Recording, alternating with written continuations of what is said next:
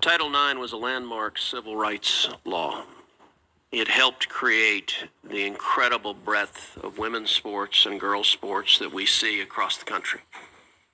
I believe in girls' sports. I believe in women's sports. I'm the proud father of two daughters who are both athletes.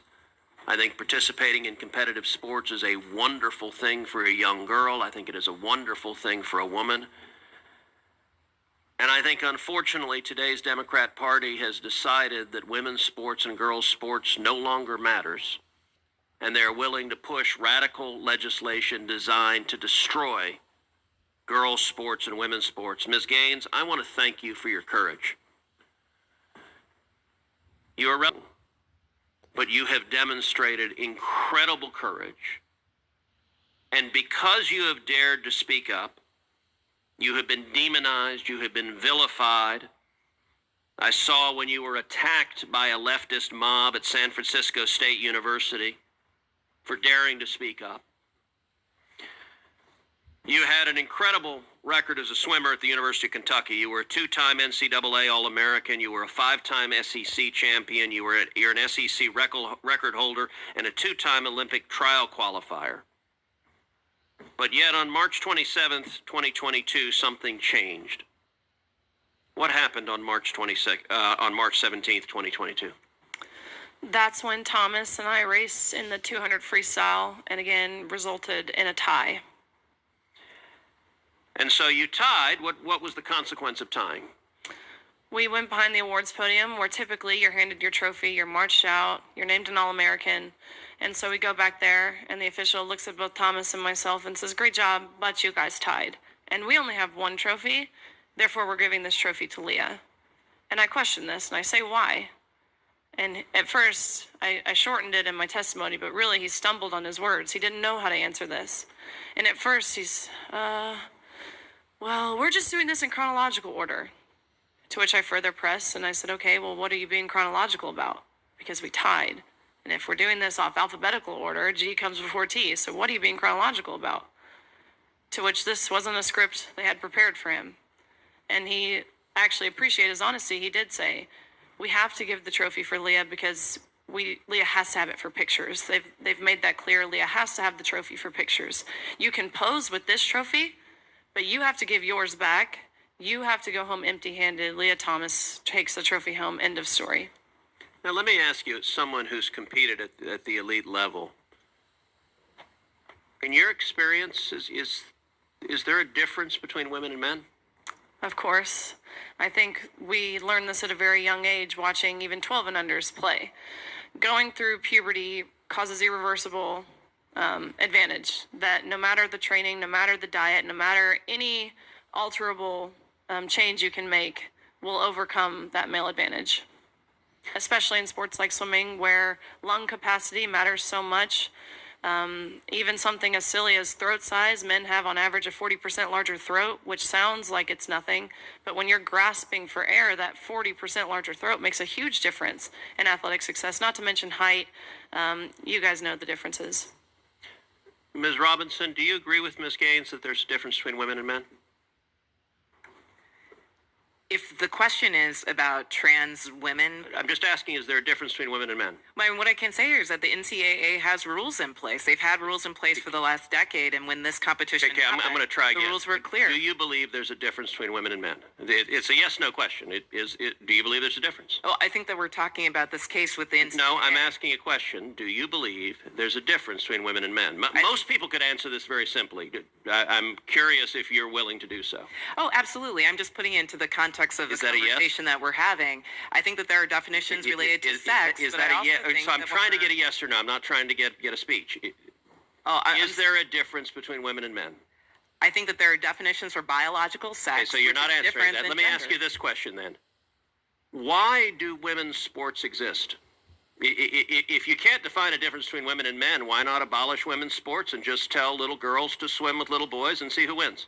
Oh, I'm simply saying that that sex is different than gender. Why and I do believe why that do women's sports have a great exist? value. I mean, Senator, I'll tell you right Ms. now. Robinson, please answer the question I'm asking you. Absolutely. Why do women's sports exist? I think that there are so many positive benefits to sports. But why have a separate category for women? If there's no difference between women and men, why to have women's sports?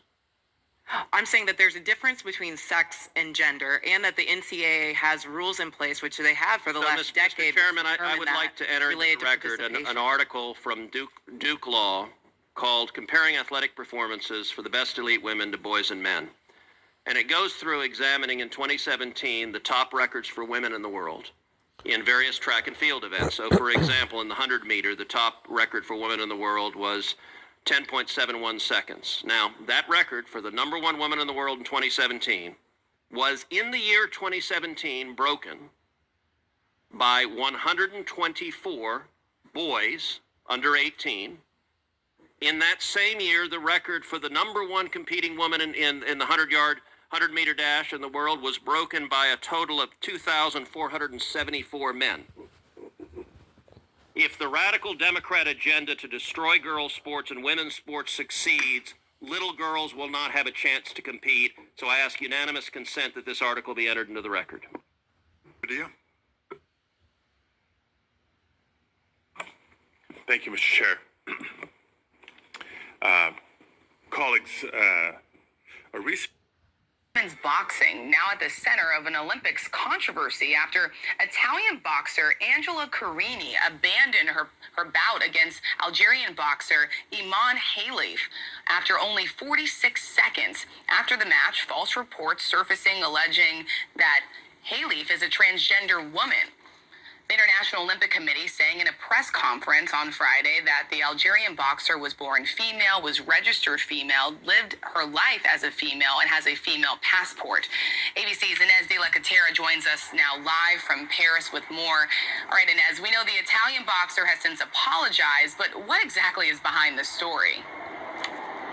Hey, Rachel. Yes, it's quite a complicated issue. Essentially what happened is you had the Algerian boxer Iman Khalif facing off against Angela Carini, the Italian boxer. Carini withdrawing after just 46 seconds of that match. That's really unheard of for that to happen in boxing. And she then refused to shake Khalif's hand. So that put Khalif in the spotlight and reignited this debate over whether Khalif should be allowed to participate in women's boxing. And that is because at the World Championships last year, she was disqualified after she failed to pass a gender eligibility test. I should point out we don't know what that test was. And you later had the head of the International Boxing Association coming out to say that Khalif has the XY chromosome. ABC News has no way of verifying that, but that means that Khalif has now become the target of a lot of cyberbullying, and you now have the IOC and other boxers coming out to defend her. Great, Inez, thank you so much for tracking this for us. Thank you, and you'll be back. A biological male, yet I don't look like a male.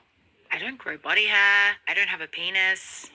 I was born with a vagina, kind of. What the hell? That's really confusing, right? Not to worry. Allow me to introduce myself. Hi, I'm Bloom, and I'm intersex. Intersex is when you are born without meeting the criteria of male and female, in a medical or societal way anyway. If you think of male and female and all of the things that make up males and all of the things that make up females, there's two categories, and each category has different attributes on it. Well, when you're intersex, you actually have a mixture of these attributes. And did you know that 1.7% of the population is born with a mixture of these attributes? That's crazy, right? That's nearly the same as having red hair. Yet, a lot of you watching this probably have never heard of intersex before, and I wonder why that is. It's because people like me are made to feel like they shouldn't tell people in fear of discrimination, but that's why I am on a mission to change that. Who used to be the fastest girl in high school in Connecticut, but then she started losing to biological boys who identified as girls and competed against her. She's Chelsea Mitchell. She is suing the state of Connecticut for forcing her to compete against them. Chelsea and her lawyer, Christiana Kiefer, join me now. Ladies, thank you for coming on. Chelsea, you're in college now. I'm assuming you still run. Why are you suing now about what happened back then in high school?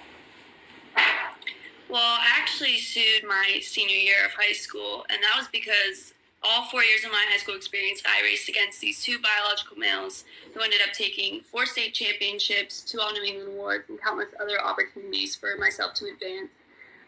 And it's not fair to force females to participate against biological males, and so that's why I ended up suing.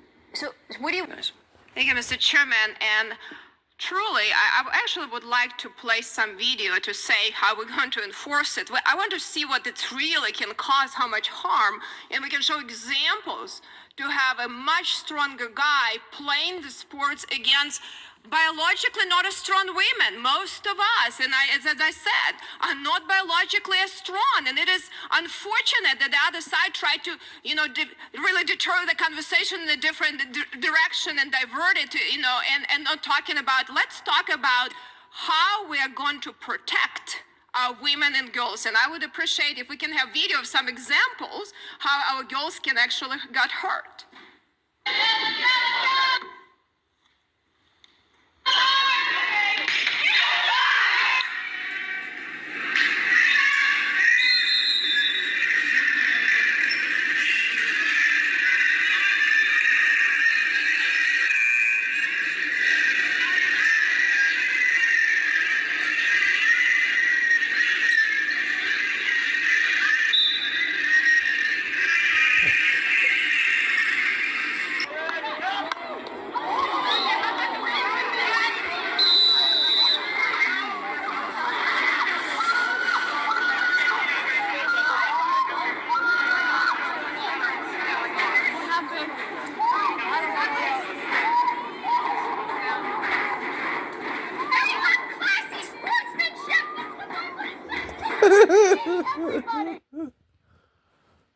Something controversial. Why is women's bench so bad? I mean, not compared to me. We all know that I'm a tranny freak, so that doesn't count. And no, we're not talking about Mackenzie Lee. She's got little T-Rex arms and she's like 400 pounds of chest muscle, apparently. I mean, standard bench in powerlifting competition for women, I literally don't understand why it's so bad. My son, he weighs 45 pounds. His max bench is like 33. I'm legit seeing some women in competition who are doing something like 50 pounds, and I just don't understand it. The things I could say, I'm almost thinking he's having a laugh there. That's not serious, but I'll just limit it to this. Mediocre male athletes who have no chance in the men's competition should not be taking opportunities from female athletes. Now let's go to the UFC and watch how Dana White, the boss there, handles this lefty losing at Journo. I just want to go back. You were talking about, like, you obviously give a long leash to your fighters about, what they can say when they are up there with the UFC microphone and you are getting into territory of homophobia, transphobia. Like, is there... I don't give anybody a leash. Well, I'm saying you... A leash? like... Free speech. Gonna control what people say? Gonna tell people what to believe? Gonna tell people... I don't tell any other human being what to say, what to think, and there's no leashes on any of them. What is your question? I was asking that question. I'll move on, though. Yeah, probably a good idea. That's ridiculous.